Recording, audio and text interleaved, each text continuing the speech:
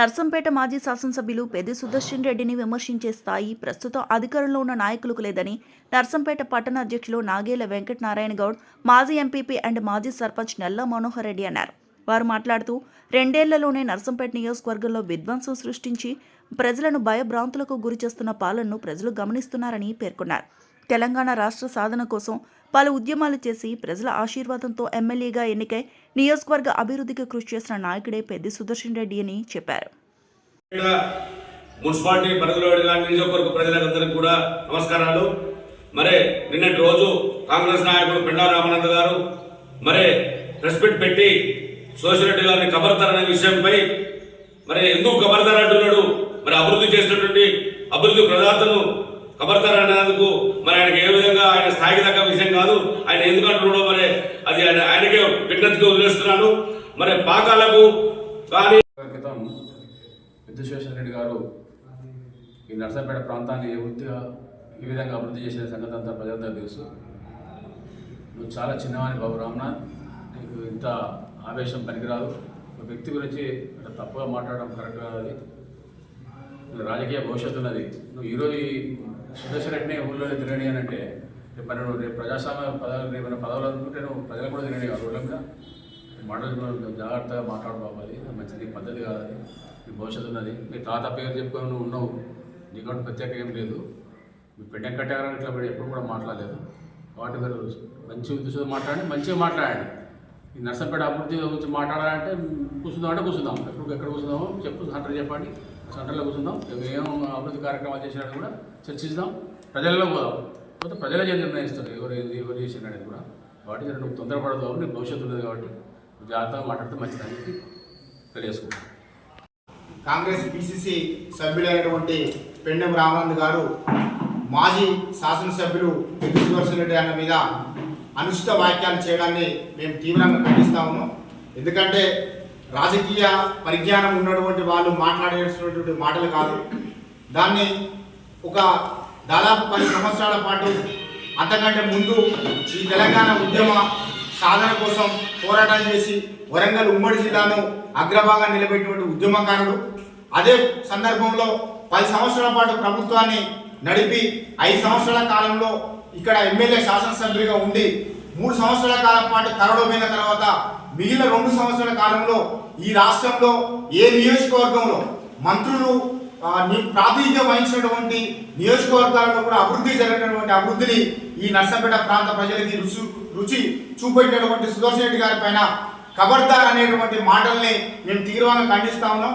ఈ రోజు నర్సంపేట పట్టణంలో ఎక్కడ చూసిన నియోజకవర్గం మొత్తం కూడా దాదాపుగా ఓంకార్ నాటి కాలం నుంచి పాకాలకి పంది పంపుల వాగు ద్వారా నీళ్ళని తీసుకొస్తా అని చెప్పేసి అనేక దాదాపు ఒక 20-25 సంవత్సరాల కాలం పాటు చేసినటువంటి వాళ్ళు కూడా గోదావరి జలాలను పాకాలకు తీసుకురానటువంటి సందర్భంలో అది సుదర్శన్ రెడ్డి వల్లనే సాధ్యమైంది.